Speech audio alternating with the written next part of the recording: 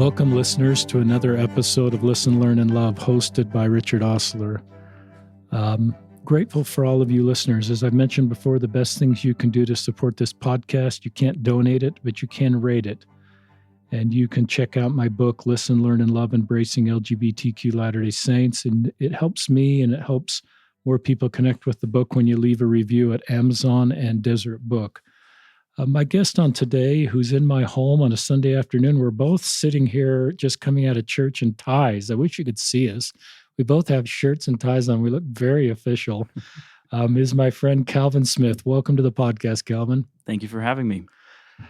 Calvin's going to tell his story as a gay Latter-day Saint. And just by way of introduction, the end story or the hope for Calvin, and I've learned this as we visited, he is just graduated from BYU. And his plan is to be in an monogamous same-sex relationship.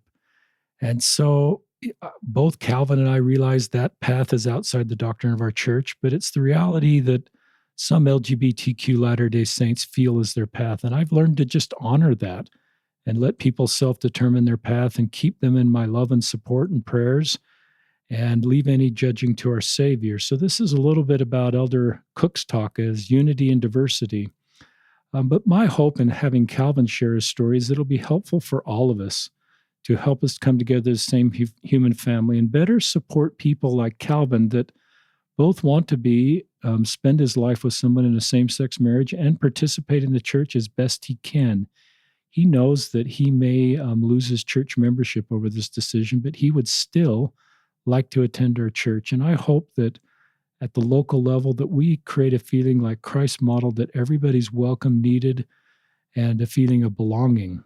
And we'll talk more about that. So Calvin, as I mentioned, just graduated from BYU. He graduated with a degree in teaching social science, and he is a high school teacher teaching U.S. history, one of my favorite subjects in Utah County.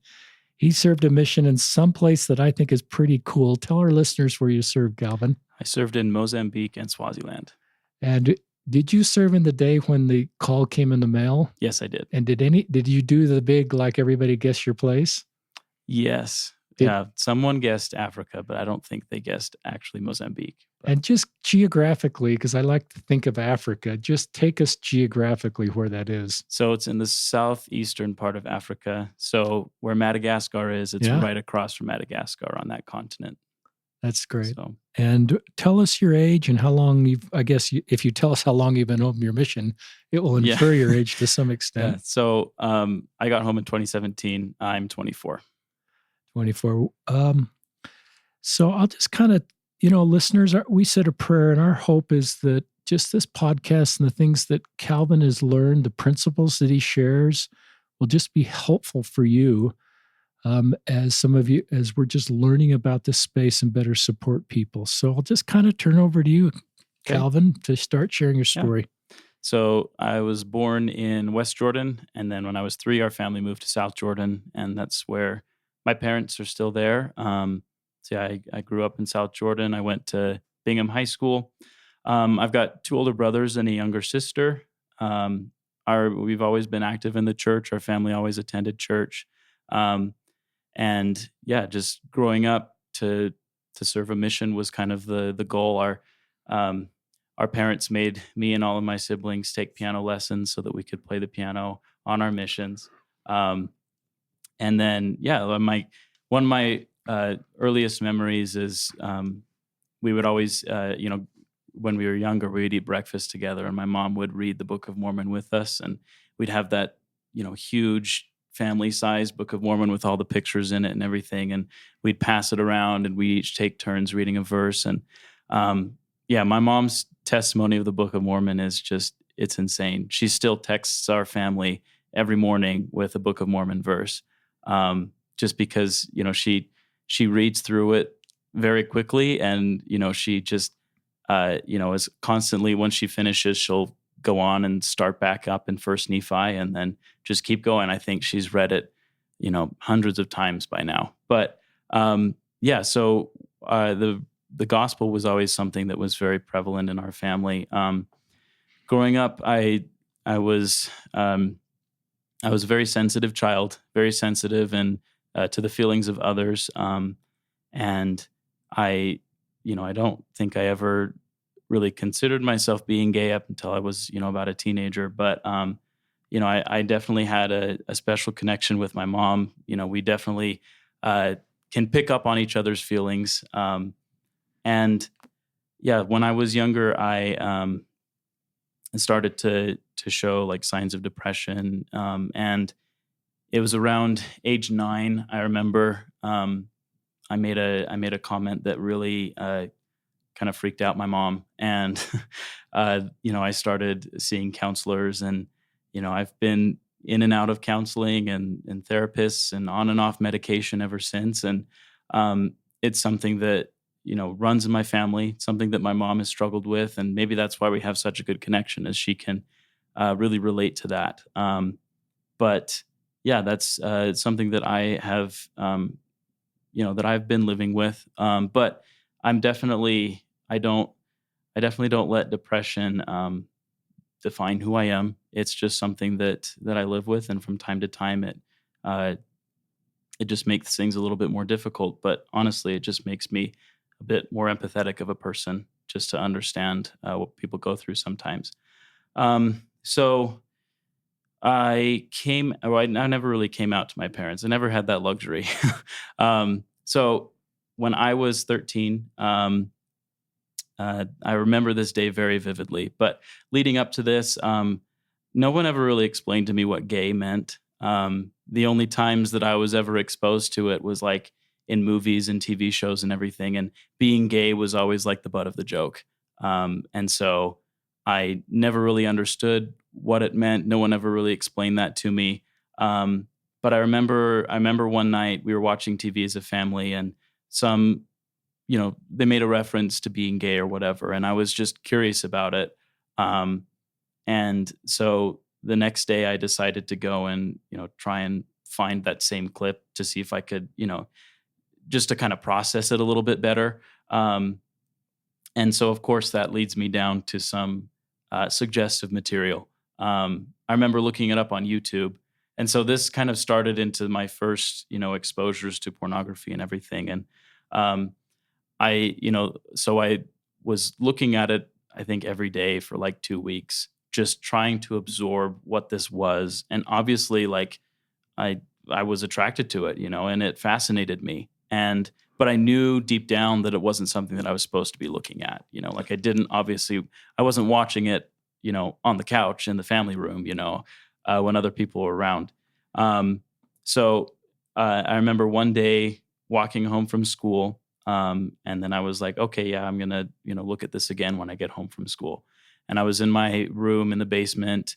Um, and I didn't have that much time because I was going to swim practice in like 30 minutes or something. So I didn't have that much time. But I remember my mom, walks in through the door, and, obviously I think it was an iPod or something, whatever it was. I put it away quickly. And so obviously she comes up to me and she's like, no, what are you looking at?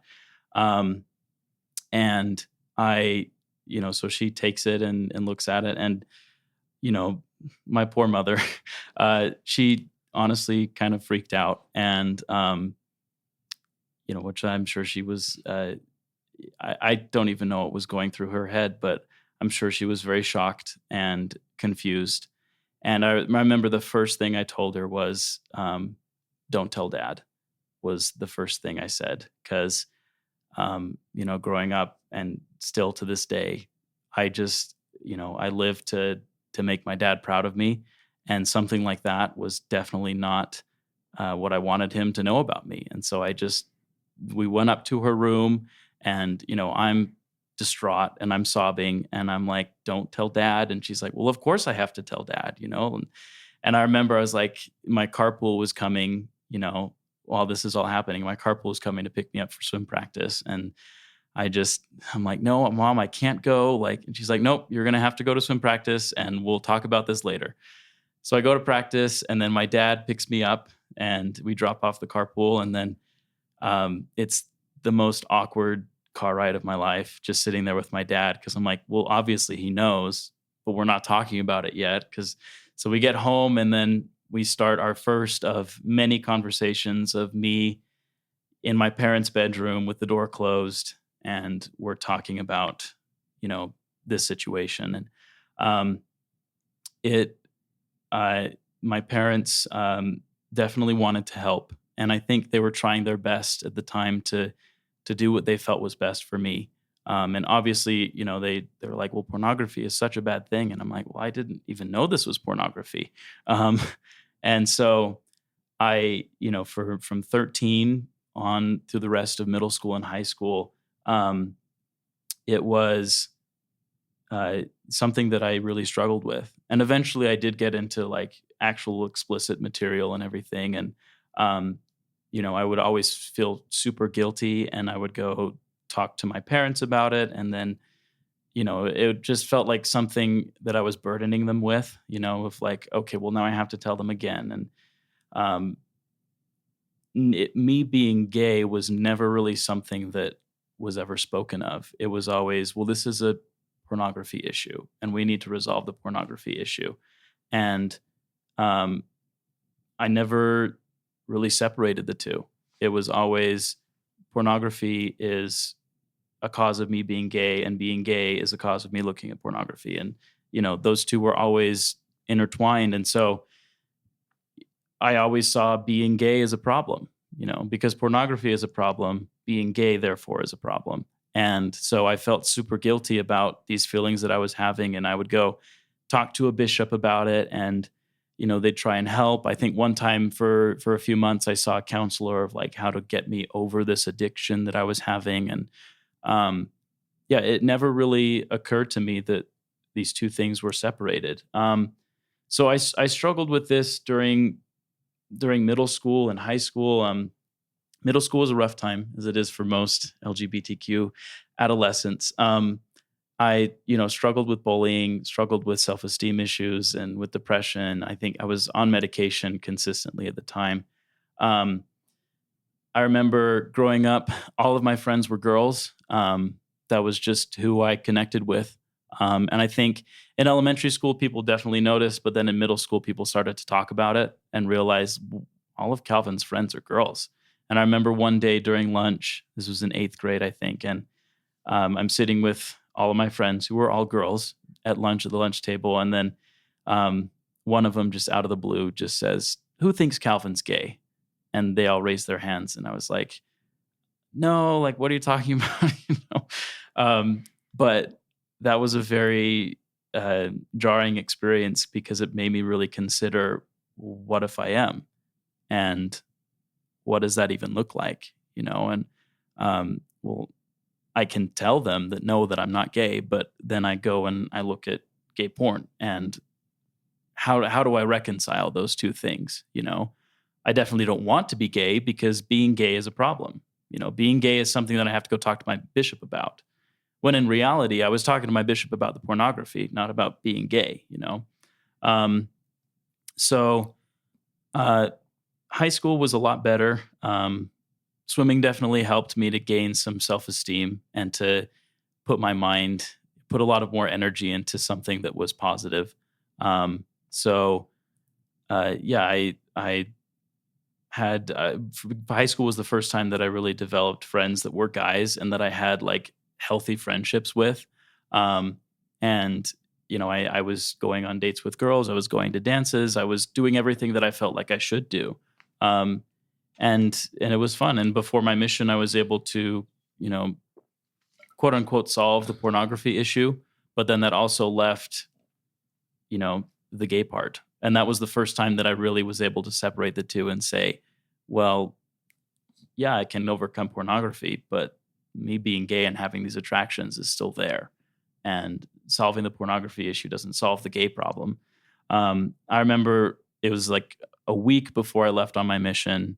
I was in the car with my mom and we were talking about it. And I remember I had had a dream where I had kissed a guy, and it was really throwing me for a loop because I'm like, but I don't want to do that. I don't want to be like that. But I had this dream about it, and now that I'm thinking about it, maybe I do. And I don't know how to go about that because I'm leaving on a mission in a week. And I remember telling my mom, and um, I'm sure it scared her to death. And it was the first time she said, "You know what, Calvin, if this is what you wanted to do, like, we'll still love you." And I remember telling her that conversation. I was like, if I am gay, I'm just going to run away. I'm going to leave my family. I'm going to leave everything that I've ever known and go run away, because then I won't have to deal with consequences of being gay. I can just go live my life independently of everything else that I've already lived. Um, so yeah, I left on my mission, and my mom was obviously worried about me. um, and yeah, so like I said, I served in Mozambique and Swaziland, and it definitely, I mean, it was an awesome experience. It was everything that it needed to be. I was able to distance myself from the problem. I didn't really think about it all that much. Um, Again, I had great companions. The way that our mission was set up, I never lived with just me and my companion. For safety reasons, we always lived with at least another companionship, if not two other companionships. And so um, it was great to have that camaraderie. I think it was the first time that I really felt um, accepted by other guys, where they weren't thinking about, oh, I think Calvin's gay. It was, no, Elder Smith is a good missionary. And I really, I tried to live up to the expectations that other people had for me as a missionary. Um, but yeah, I grew closer to God. I developed a testimony of Christ. I I loved the people so much. I actually got the opportunity to go visit back with my dad a couple of years ago, and That's cool. it was awesome. So I during my mission, I first realized that I'm an instrument in the Lord's hands, and that my life is not really my own. I think what helped me to first realize that was like, um, I was thinking about like lunch, and the hour that we get for lunch as a missionary. And I was like, if we didn't need to eat, I don't think we would have that hour. If we didn't need to sleep, then we would just be working all day, every day. Is that hour for lunch is so that we can get energy to go out and work. It's not for our own benefit. The time that we sleep, the time that we exercise is so that we can recuperate to go out and work and serve, and teach the gospel. Because that's what our whole purpose was, is to bring others closer to Christ. And so everything that we did as missionaries was so that it could help us better be able to do that.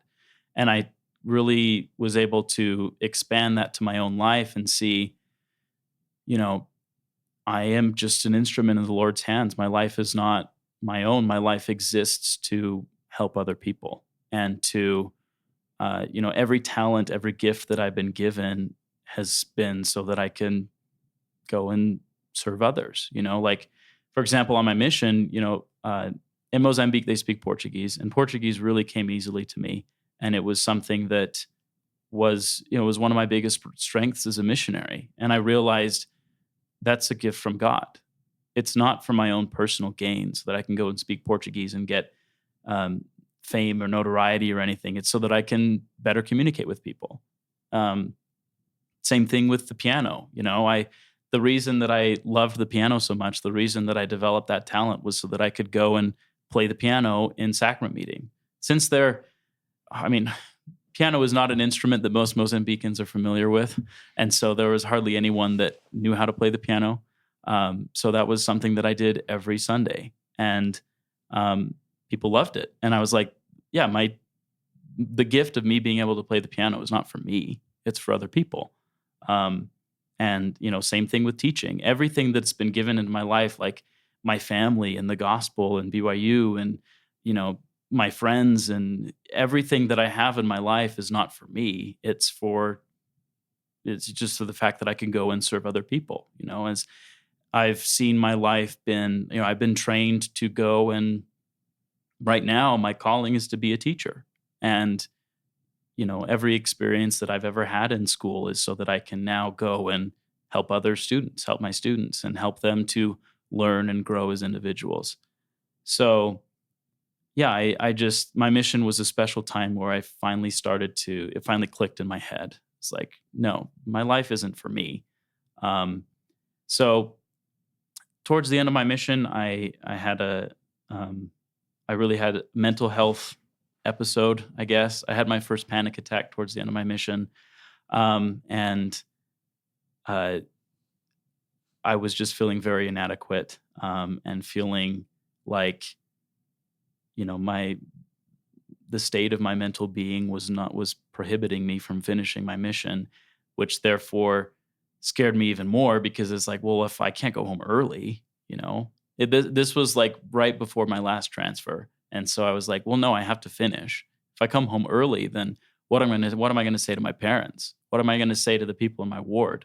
What am I gonna do? And luckily, I had a great mission president um, who recognized that I was hurting and really helped me to get in a better spot mentally. Um, I actually, I don't know if I can say this, but I actually lived with my mission president my last transfer. So I was serving as assistant, and we were traveling a lot and everything. And right before that last transfer, he was like, he could tell I was really struggling. And I think part of the reason too is we didn't have water in our apartment.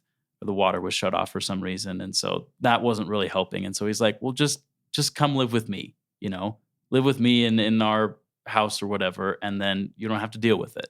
And I think that's great. him and his wife were just, um, his wife is one of the most Christ-like people I've ever met, and she really cared for me as a mother when I needed a mother, and she would like give me a packet of herbal tea or something every night so that I could sleep better, and but yeah, that was the first time that I really struggled with anxiety. I'd always struggled with depression, but anxiety was something that really started to set in early adulthood. But yeah, I finished my mission and I came home and I was ready to get married as soon as possible. And that was my goal. And I think I had a friend from high school that I was thinking of, and I was like, okay, this is it. This is going to happen. I don't know how exactly, but this is what I'm going to do. Um, and I went to BYU, Idaho, right like 3 weeks after I got home. Went up to Rexburg, and I started dating women, and um, I started to quickly realize that this same sex attraction wasn't going away. Like I would be in situations where like, I'd be in the locker room and it would just really stress me out and I would start to freak out and therefore become more and more anxious and then just lose control, and I I was thinking about this what seemed like such a daunting task of, getting married in the temple and, establishing an eternal covenant with someone. And I was like, how can I do that if I'm not attracted to them? How can I involve other people? How can I involve a wife and her family and kids and everything? And what if 10 years down the road I just can't take it anymore? And that was like such a crippling fear that I had that I was like, I can't do this. And so I really struggled personally with these things. And I had always, ever since I was 13, I had always talked to my parents about this. And this is, the first time where I was really facing it head on. I wasn't close to my family. I wasn't close to my parents. I felt like I couldn't talk to my roommates about it. I couldn't, talk to my friends about it. And so I just felt very alone and very isolated. Um, and so I, met with bishops up there. Uh, Church started to become a stressful experience. And, I was really just thinking long and hard about this of, what am I going to do? During this process, I also came out to my siblings and they were they were as supportive as they could be, and understanding and everything. But also, I was living in Rexburg, by myself. I didn't have my family around me, and so um, it was kind of hard to find a support group. But luckily, the bishops that I had were pretty helpful. My roommates were essential. I didn't know any of them going when I moved to Rexburg, but just you know, by God's hand, we ended up being roommates for those semesters, and they really just they loved me for who I was, and that was exactly what I needed. Even if they didn't know that I was gay at the time, even though I only came out to one of them, I think, while I was still up there, um, they just they just loved me, and they accepted me into their family basically. And I am just forever grateful that, I've always had people in my life who have needed to be there at that time. Um, but I decided, one, for my mental health, and two, for the career path that I was going to go down, I decided to transfer to BYU Provo, just to be a little bit closer to home. But yeah, so I transferred down to Provo. That was a interesting experience. I love BYU Idaho because it's very low key. Not everyone takes themselves too seriously, and I feel like the mission of the university is a lot more. Um, it's a lot more chill. I would say, as far as we're just going to help you get your degree, and that's really our purpose, is to help anyone and everyone who wants to earn a college degree come to BYU Idaho. BYU is it's a whole different beast. When I went down to Provo, it was pretty isolating. I only had one, so my best friend, who we were mission companions. Um, I moved in with him, and I, quickly started to realize how impersonal of an environment it is, and it is very high stakes. And the university in and of itself, just I feel like struggles to see individuals and um, to treat their students the way that they need to be treated. And I love BYU as an academic institution. They got me a job, they got me a degree, and I'm super grateful for that. But as far as like the student experience, I think just was not great for me. I mean, it was hard to go to every class and just sit there and hear people talk about, oh, I got engaged, or I'm dating this person now, or we just got married, or you know, sometimes it felt like they were rubbing it in my face. No, I know they weren't, but uh, when you're at BYU, the idea is that is the end all be all. That is your goal. If you get married, you've made it. When in reality, that's couldn't be further from the truth. But when you're in that environment, that is what you have your sights set on.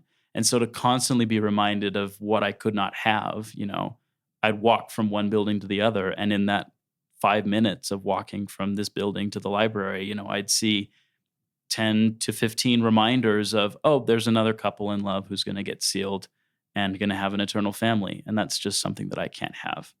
And it was really hard because, there wasn't an official support group that I could go to. There wasn't other people that I could talk about, that I could talk with, that were going through the same thing. So I had some, this was the first time, this was January of 2019, where I had my first suicidal episode, I should say.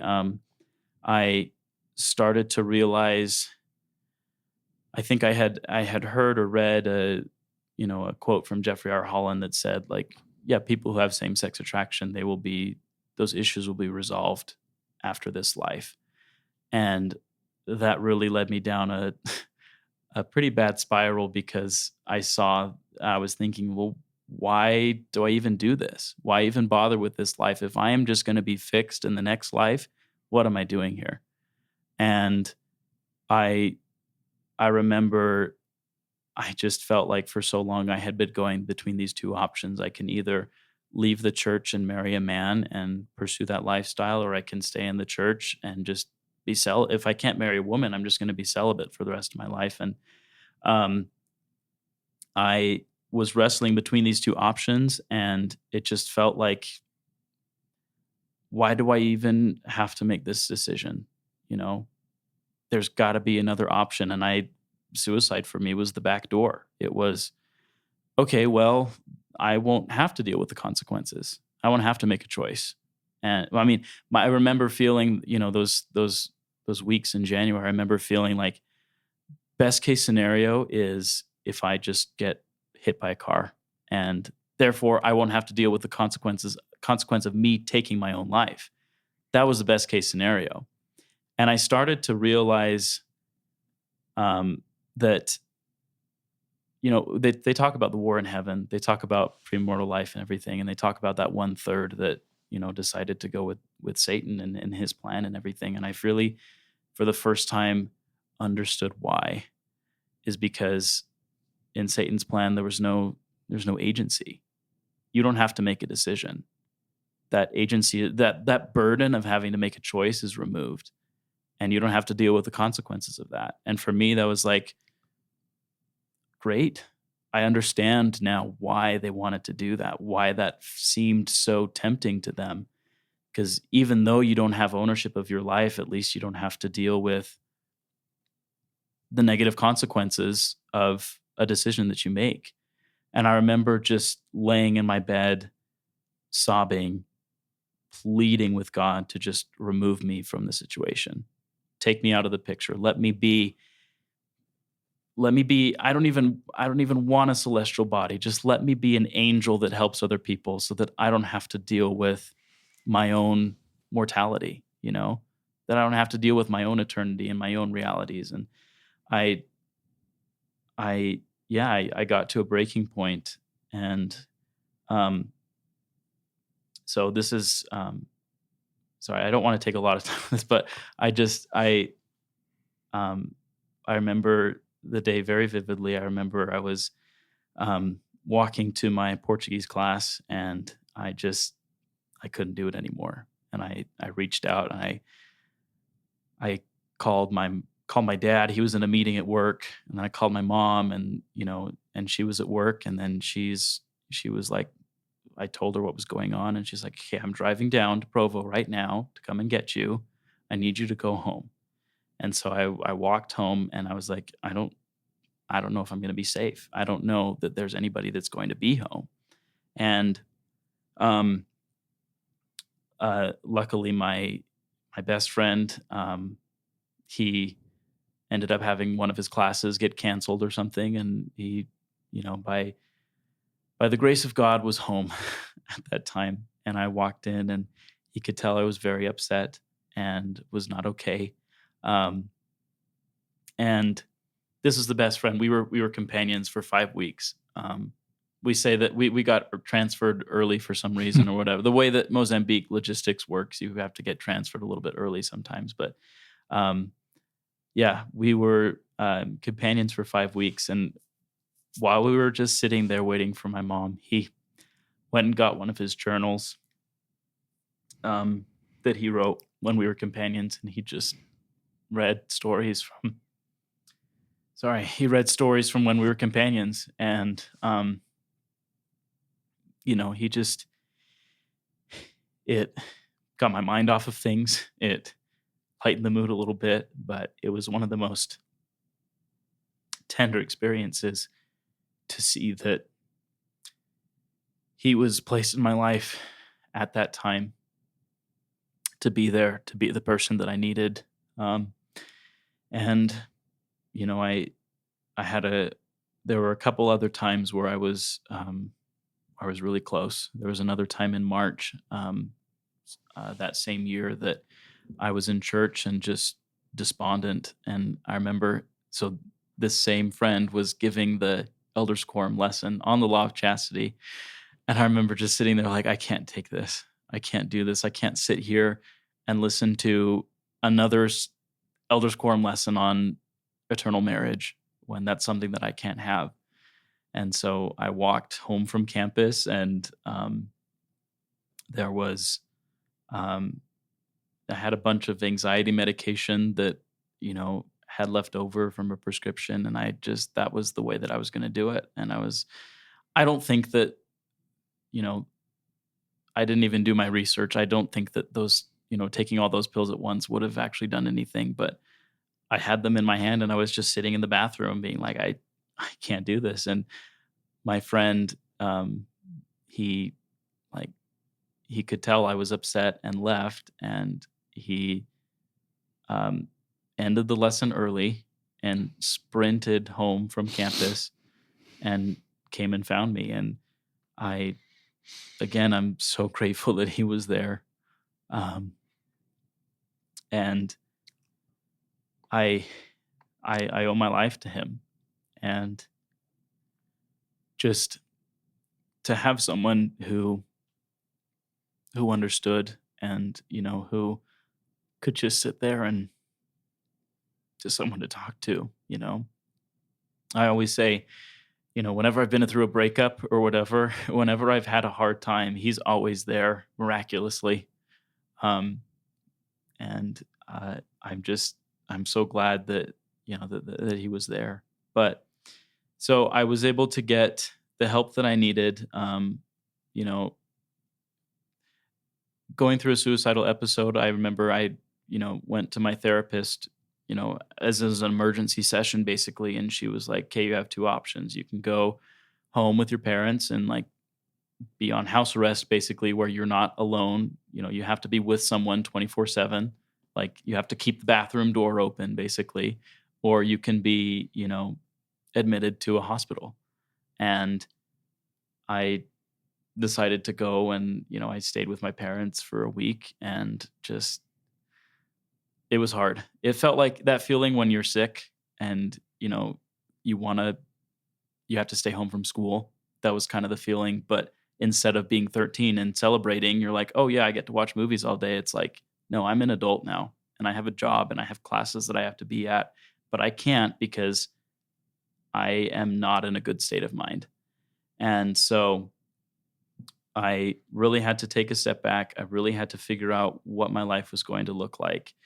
So I had to figure out my relationship with the church and what that was going to look like for the rest of my life. I stopped going to the temple. The last session that I went to, this was February of 2019. I left the session feeling very distraught and very, you know, again, those suicidal feelings just kept coming back. And I decided this is not a healthy place for me to be at right now. Um, During sacrament meeting, whenever they were passing the sacrament, I always felt like I had to sit there and wrestle with myself and wrestle with God and, you know, try and figure it out in that 10-minute span of time, you know, and that was just not healthy for me because it made going to church seem like a chore. Going to church is like, okay, I have to sit there during sacrament meeting and face facts about my existence. And then I would have an existential crisis during Sunday school. And is just, I realized, no, I can't do that. So instead of worrying about that stuff during when they were passing the sacrament, I would read the hymn book or I would, um, you know, read through some scriptures. I would just sit there and stare at people because that was easier, you know? That was what I needed to do. Um, I decided to stop dating women. I realized that I needed to that was causing me more stress than it was worth. Um, and so for the rest of 2019, I didn't go on any dates, and it was awesome because it gave me the time to really figure myself out and what I wanted. Um, I, you know, I was meeting with a bishop pretty regularly, but same thing with my parents. Every time that I'd meet with a bishop, it would be like an hour-long conversation. It would have to sit there and figure things out, and it was exhausting. And like I say, it wasn't good for my mental health at the time. So I decided, you know what, Bishop, I'm just going to have to take a breather for this and really figure things out on my own. Um, and he was great. He was understanding, and it really honestly helped, you know, my relationship with God to take that step back and do those, you know, stop doing those things that were causing me harm, you know, that were evoking all of these negative feelings. So, you know, I this is July of 2019. It's about 2 years ago. I had, you know, I was again feeling really depressed about the whole situation, and I remember I had a dream that, and I believe this to be personal revelation. I had a dream where I was in a stake center, like the stake center that I always went to growing up, and I was walking out of the chapel, and there in the foyer was, just standing there was my husband, and I I just I just knew that that's who it was, and you know I grabbed his hand and we walked out of the chapel together, and um, and then you know another part of the dream was us like at our wedding, and my family was there and his family was there, and then there was another part of the dream that it was us sitting in the back of sacrament meeting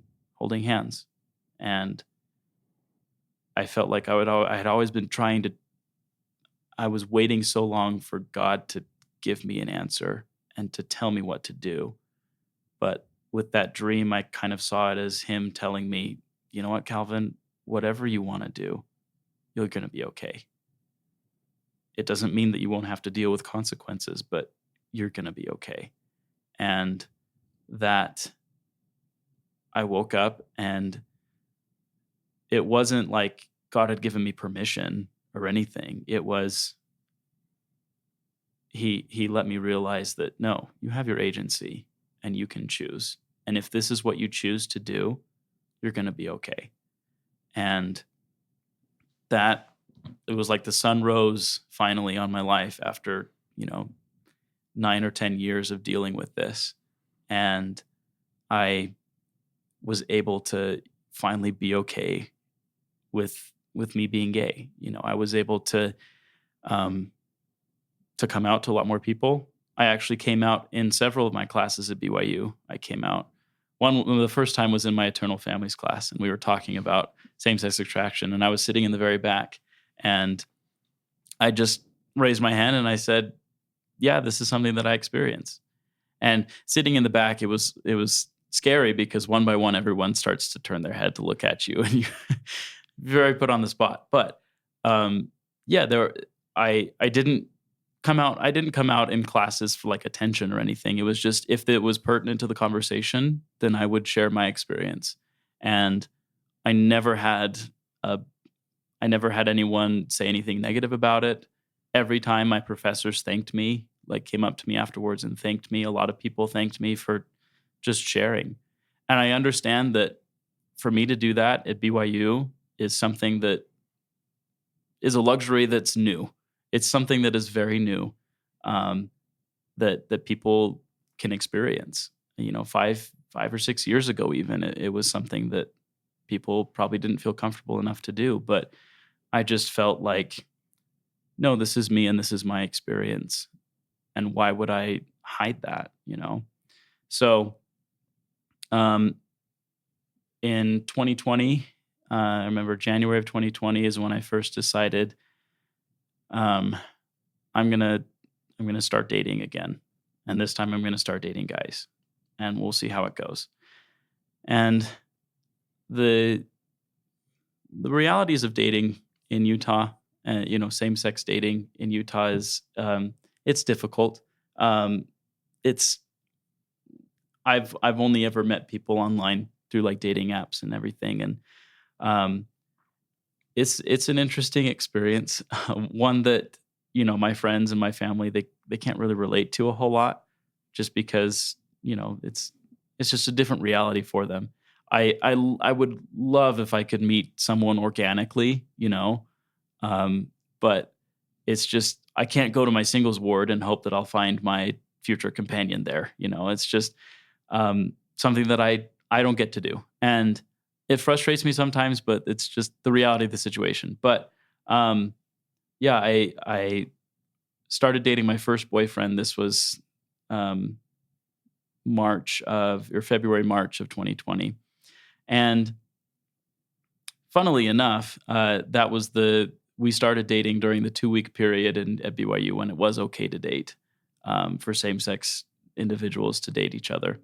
And then I remember sitting in the library when they kind of, I don't know, BYU administration did what they had to do, and it really ended up hurting a lot of people, especially me. But in the end, I can't change anything about what happened. But I remember sitting there in the library studying, and my boyfriend at the time texted me, and he had like taken a picture of the protesters in front of the Wilk and was like, "Do you know about this?"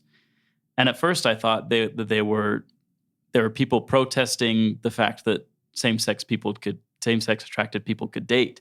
But then I realized, no, they had, someone in charge of CES schools, a general authority, had said that, no, that is, a false interpretation of the honor code policy change. And that really hurt. That was something that I just felt, I don't like to be a victim in my own story, but that was the one time where I felt cheated, and I felt that I was um, wrongly accused of something that I felt was right to do. And I continued in that relationship. And honestly, that was my last semester on campus. Well, COVID happened a week later, and everyone kind of forgot about it. But that was my last semester on campus, and so I felt like, um, I felt okay in my personal decision to continue to date. And starting having that first relationship with that first boyfriend was a very healing experience because just to be validated in every feeling that I've had before, about being gay and everything was finally validated and like somebody else understands and I have a personal connection with them. Um, then you know, I so I've been in like three long-term relationships or serious relationships, I would say. Um, and the second one, we definitely, we dated for 5 or 6 months, and I met his family, and they were great about it, and he met my family, and um, it was it was hard to make that adjustment because I got a little impatient with my family, especially my siblings. And I had to realize too, and this is my advice to other LGBTQ people, is that you've got to be patient with other people because I look at it and I've had 11 years to deal with this. And me holding hands with my boyfriend is something that I am now comfortable with. But to my brothers, who were sitting there in the room with us while we're holding hands, to them, they've only had 2 years to deal with it or to reconcile it. And for them to see that, it made them uncomfortable, which, then I kind of got angry and defensive about it. But I had to realize, like, no, it is something that takes a long time. And with dating, you know, same sex dating too, it's so complicated and there's so many nuances to it that a lot of people that I don't even realize sometimes. Because to me, it seems normal now. But um, the way that I like to think about it is, if you're gay and then you start dating in adulthood, you've never really it's still your adolescent dating period.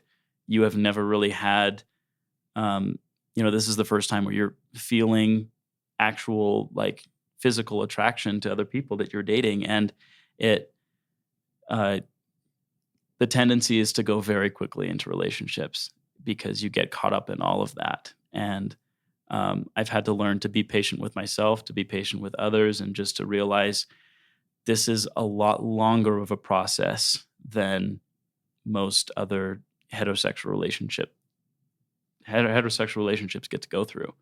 Especially with when you're at BYU and the average engagement period is like 5 months.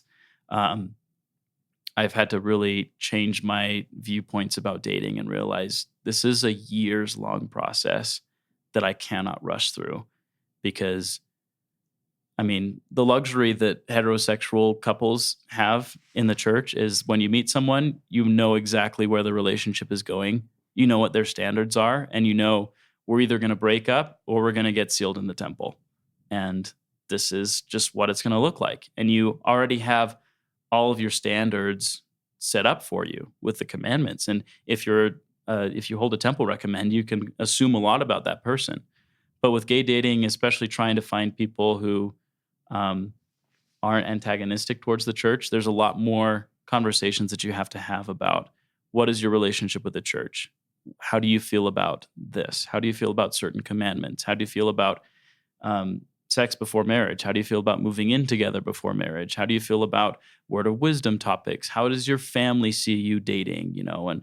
Um, and you kind of have to just process a lot more and go through a lot more stuff to try and realize, try and make it work. And it takes a long time to get there.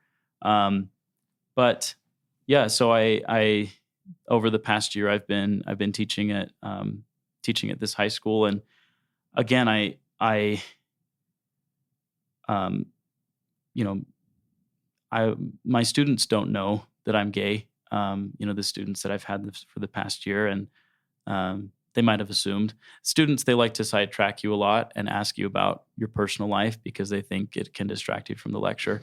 So they'd ask me all the time. I had one student in particular who would walk in every single day and be like, "Mr. Smith, you have a girlfriend yet?" Like, "Nope. Thanks for asking, though."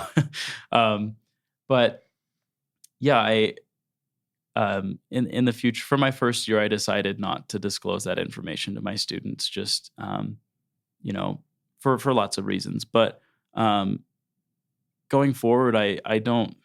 It's not my intention to indoctrinate anyone. It's not my. I don't have an agenda. As a teacher, I'm here to just make sure that my students feel comfortable in my classroom. Um, if they learn U.S. history, great. If not, I just want them to be okay. If they can, because some of these kids, they go through really hard experiences, and the fact that they show up to school is a victory in and of itself. And so, if I can just provide them with a space where they feel comfortable enough to be themselves, then that's then my job is done. If they learn history, great. If not, I don't care. And so to see, I do eventually want to, um, I want my students to know that if they are struggling, that they can, that they can talk to me about it, and that they don't have to feel like they're going through this alone. Because when I was in high school, up until I started dating, to be honest, I never knew anyone who was openly gay. I never had any examples of, yes, I'm gay and I have a solid life. I have a healthy relationship with my family. I have a stable career, and I was never aware of anyone in my life leading up to that I could look at and say, well, I'm gay, but I've got this person in my life who has their life together, and that has figured out a way to balance all of those things together. So I I really want to be that for my students and provide them with that space where they can, if they are struggling with something, that they can um, feel like there's somebody else out there who they can talk to. And like I was saying with my mission, I feel like every experience that I've had, every gift, every talent that I've been given is so that I can help other people. I feel like one of the reasons that I am gay and that I've had gone through this experience is so that as someone who works with youth, that I can empathize with them, that my experience is not, me going through all of this was not just for my own personal gain, but it's so that I can go and help other people who might be struggling with the same things. Um, and yeah, that's kind of my philosophy going forward. That's my philosophy about teaching. Like I said, is just help them to know that they're seen and that they're loved and appreciated and understood. And yeah, after you establish that relationship with them where they feel comfortable enough to be in your classroom, that's when the real learning happens. Because and one of the things I like to do too, every day when my students walk into the classroom, I like to say their name out loud. Just even if it's towards the end of the class, if I'm just saying goodbye to them, even if by me saying their name out loud lets them know that I know what their name is, and two, that I have acknowledged their presence in my classroom for that day, and that even if they go through the rest of their day thinking no one cares about them, at least I can be that person to say hi, or just to ask them how they're doing, or you know, just to let them know that they're seen and loved. Um, so yeah, like I said, that's my goal going forward, is to just try and be the best educator that I can be while still, developing those relationships with my students. So Calvin, that was great. Brought me to tears a couple times. And on behalf of all of our listeners, thanks for the courage to share your story. It's vulnerable, it's real, it's authentic. This is the vulnerable platform. Yeah. You're certainly fitting that mold. But seriously, this is a sacred place, and I'm so honored you'd share your story. And there are people listening right now that you have said some things that have given them hope. Hope is one of the greatest things we can give people, Calvin. Mhm. And you've been in some really dark spots, and I like that you talk about that because it gives other people hope that there's a way forward. Yeah. I love you being open about pornography. Pornography, to me, is a window into someone's sexual orientation. It doesn't change it. I think you taught that pretty clearly, and I think that was very vulnerable and honest of you. Is just, and many really good Latter-day Saints work through challenges with pornography, but it's separate than sexual orientation. And I like the way you just helped us understand that, Mhm. and realize that first you couldn't disconnect the two, Yeah. but it actually helped you to disconnect the two. And so, I talked about this in the book, listeners. You probably heard me. And addiction's something we need to try to sort. But sexual orientation, straight or gay, it's not something you try. It's just how you are. It's like, Yeah. I'm right-handed. That's just how I am. I didn't try anything to become right-handed. Yeah. I guess I've never thought of this, but it's not like we're born. I have a little granddaughter that's not right-handed. It's not like we're born with neither-handedness. That's not a word, Calvin. And somehow we learn that, or society teaches that. It's how we're wired. I guess there's some people, I can't even say that word. What's it called when you can do things equally with both hands? Ambidextrous? Ambidextrous. Yeah. Sorry, listeners. Calvin got it. I am so touched by your buddy that bolted out of Elders Quorum. It was close enough to the Spirit to end the lesson early. Yeah. And I love your parents, and I love your mom being there for you and saying, I'm coming there. And I love you being open with your own feelings about being suicidal and just recognizing you needed help. And that takes great courage.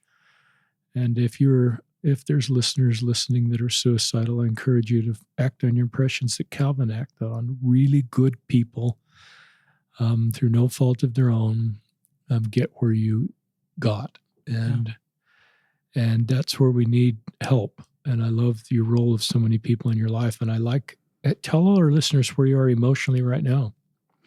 Yeah. I mean, right now, I think I'm dealing with the struggles of, becoming an adult. And as I'm kind of settling into my own career path, I mean, ever since I graduated from high school, the only consistent thing in your life is change.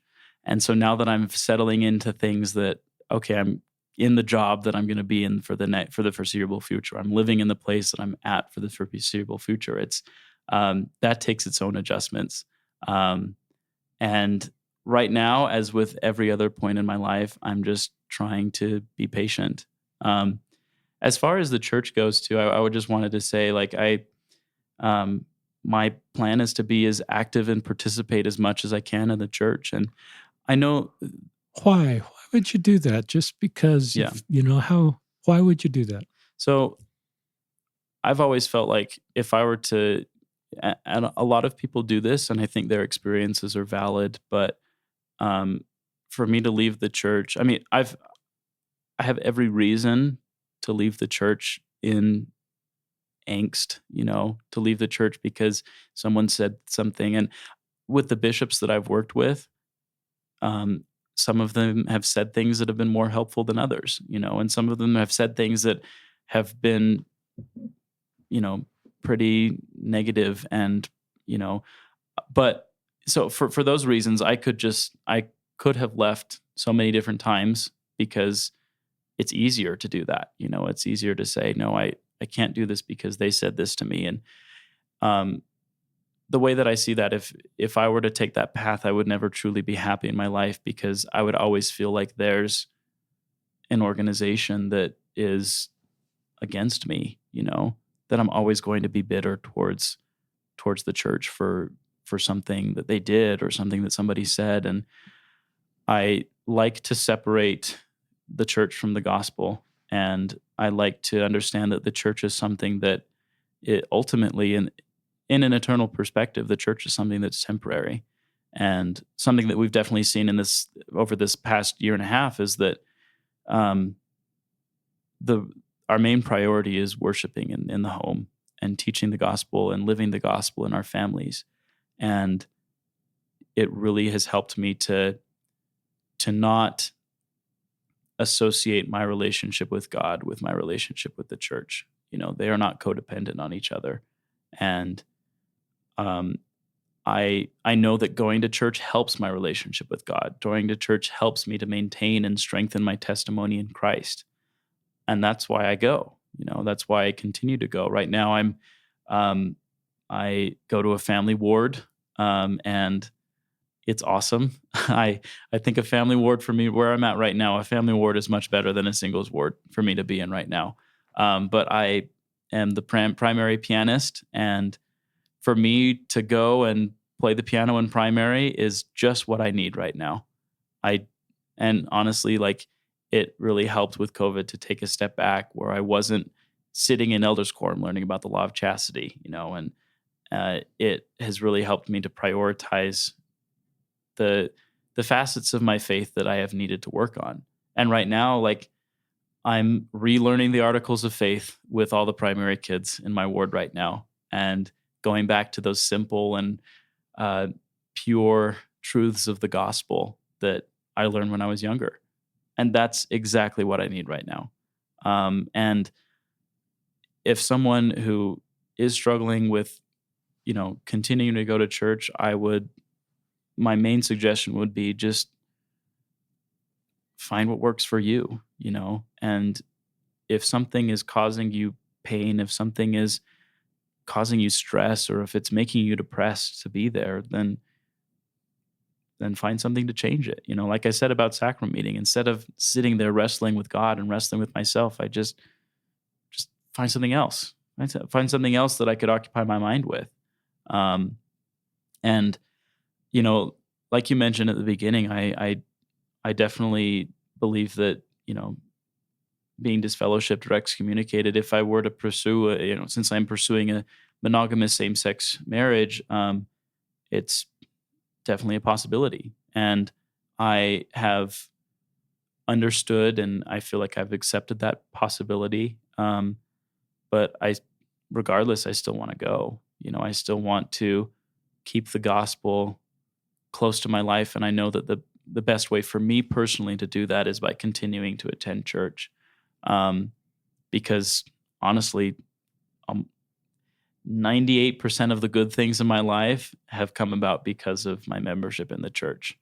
And even though bishops have said things, even though members have said things that have made me feel uncomfortable, I know that they always had my best intent. They had the best intentions, and they, wanted the best for me.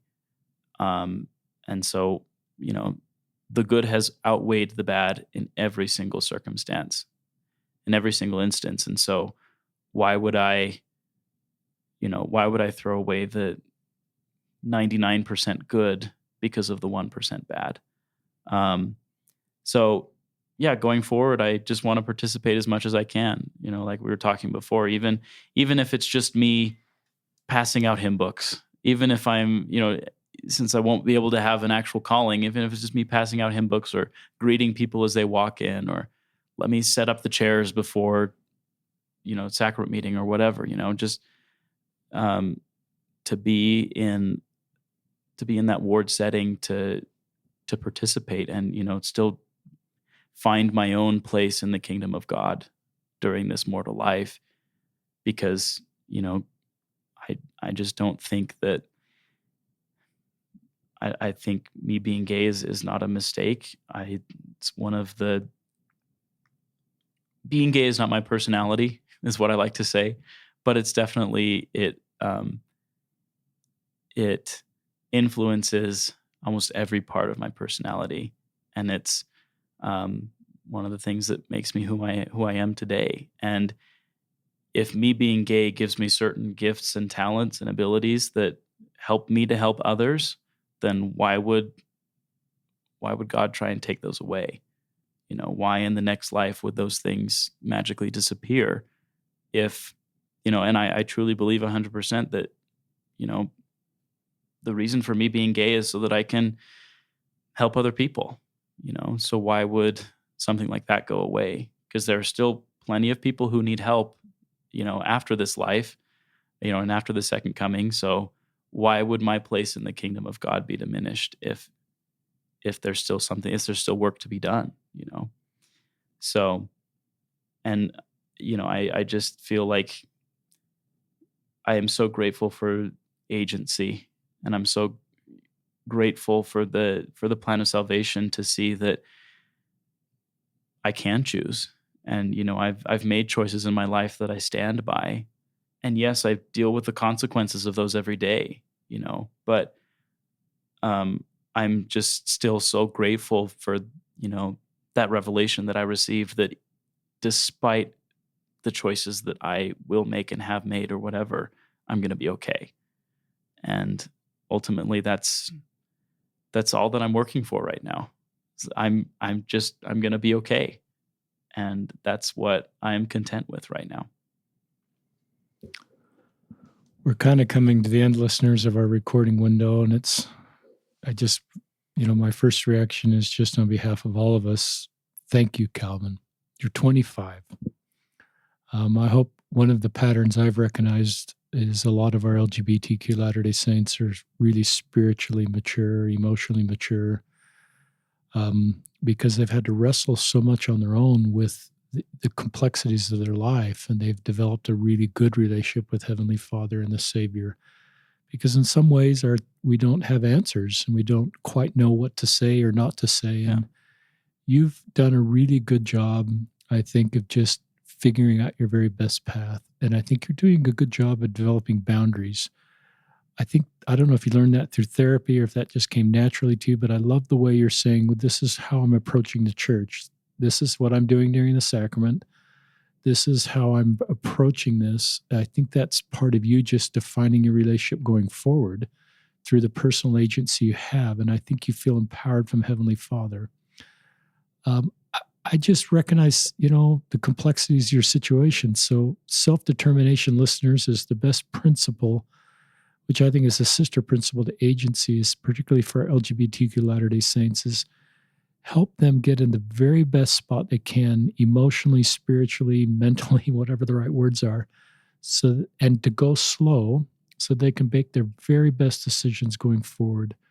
And I've always felt that would be my job as a father, as a priesthood leader. I would, just like your other bishops, invite you to follow church teachings. You would expect that and know that. But I'd probably try to help you make the very best decisions going forward and trust you. I love your thoughts about dating. I've never really thought as much about the nuances. And there's a lot of parents that reach out to me saying, what's the best podcast I can give to my kids that are starting to date, same-sex date? Because they're kids and the parents, there's a lot of fear there. There's not. Oh, yeah, definitely. Yeah. And I thought you laid down some pretty good principles there and also talked about the complexities of that. But I think one of the things you greatest said is to go slow. I think you're a very good communicator. So those of you that are going down this road, I think you need to communicate just like you did. Values, boundaries, where you want to go if this is a long-term relationship as far as a relationship with the church. And it's a kind of a complicated space, but I think talking about it helps people that decide that's their space make better decisions. Mm-hmm. And I think you've done a good job of taking God with you. Yeah. I believe really strongly, listeners, that God will walk with us on the paths that we choose, and that our temple recommends come and go, and our ability to participate fully in the church comes and goes, but God's love in our lives, I just believe it's unconditional. We can disappoint him. We can let him down. We can maybe wish we chose different choices, but I think he's going to be there with us all the time and want to give us personal revelation. So that's one of the greatest, I think, foundational doctrines of our restored gospel is our heavenly parents love us, our worth is set, and they will walk with us. And I think you do a good job of helping other LGBTQ Latter-day Saints to say, God will be with me, that this part about me is something that is not displeasing to God. And he would want to give me personal revelation on this part of me that if you're a younger Latter-day Saint, where you were at one point, that would love to not be part of you, that he can give you perspective on why this needs to be part of you. And I love the feeling you have, Calvin, about this is part of you in a good way because it makes your whole life mission possible. Yeah. And I have to think that that's what you're supposed to feel. And maybe these early chapters of connecting with younger people through through the service you're doing, and even being a safe person as they need trusted adults to talk to, will be part of the future chapters of your life. So I have to think this is kind of the beginning chapter, just opening, with 1 year under your belt. Yes. But I think this will be part of your future. So listeners, this is just a complicated space, but it's a sacred space. And I hope that brave men like Calvin that step forward and share their stories bring us together. And that Calvin's not inviting everybody to follow his path. If you feel your path is celibate, I'm sure that Calvin has some celibate gay Latter-day Saints that say, this is my path. And I just sense you're not saying, well, no, go follow my path. Or if someone's in a mixed orientation, your marriage, say, no, that's not the way to do it. I just sense you're saying, this is my path. Support, and I'm trying to help everybody just know their best path forward and supporting everybody. Any thoughts on that? Oh, yeah. I think it's just, you got to find what's best for you. And this has taken me a really long time. And I'm the last person who should be giving this advice. My dad will say I'm the least patient person ever. And I love to plan out the rest of my life in 20 minutes. But it's that you can't rush this process, and it's something that takes time, and you really have to figure out what is going to be the best situation for you, and just be patient with that. But also, like, I got frustrated because I waited so long for God to give me an answer and to just tell me what to do. And a lot of the times we look for that. We look for God to tell us what we do. So if something goes wrong, then it's his fault, not ours. But, be patient, and, but ultimately it is your decision. And I think, the revelation that I've received can be applied to a lot of other people in that circumstances. Whatever you choose, you're going to be okay. And I know that God loves us, and that ultimately all of this is possible. The fact that I get to choose and that I get to live my life the way that I want to live it is because of Christ and the sacrifice that he made.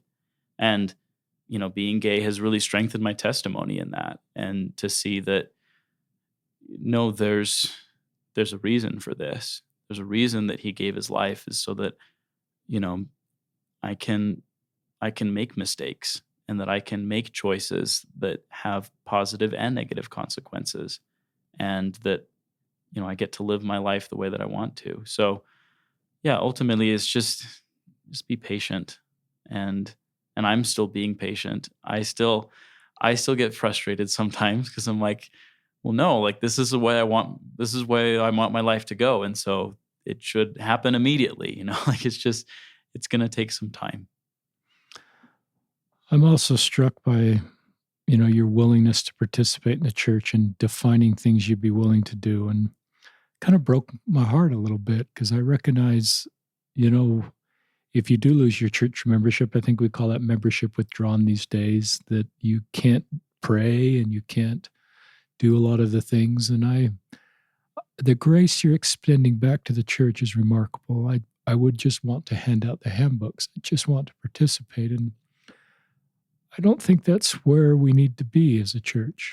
I don't think that's the finish line that Calvin Smith spends his rest of his life passing out hymn books. Yeah. And listeners, I don't sort of get into the space of trying to be a church leader or God and saying where we need to go, but we're not at the finish line, if that's Definitely. And so I recognize that we're better off with Calvin teaching us about the Savior and about the atonement and about our heavenly parents and fundamental principles that he's learned in his life and can teach others. And I hope that your ability to teach, not only in a high school setting, which isn't conditional on your church membership, but in a church setting, is somehow made possible. We're better off with your voice in our church, Calvin. Thank you. We need your voice, and it helps all of us. It helps us to become the body of Christ that Paul talks about in Corinthians, where every part of the body is needed. And listeners, there's a belief and behavior hurdle to attend the temple that Calvin and I know about. But to me, in the congregation, there's not. Yeah. I just think in the congregation, we can work harder to help everybody feel this belonging President Ballard, in his April conference talk, I've talked about a lot on the podcast, just talked about the need to help people feel like they belong. And part of that is probably passing out more than hymn books for the rest of your life. And just the feeling of belonging you felt on your mission as you just consecrated all to bring others to Christ through a restored church. And that's how you're wired, is you seem to be wired to help other people. And I hope in some ways that's made more possible, even if you're in a same-sex marriage, so some of you will like me having this conversation, listeners, and some won't, but I just feel like we've got to do more. We're not at the finish line, because I hope that our straight members are having the same experience in our churches, our gay members, and I think we can say that that's probably not happening. And still be thoughtful and supportive of the church. So I'll leave it. Thanks for being on the podcast. One of the finest podcasts we have, Calvin.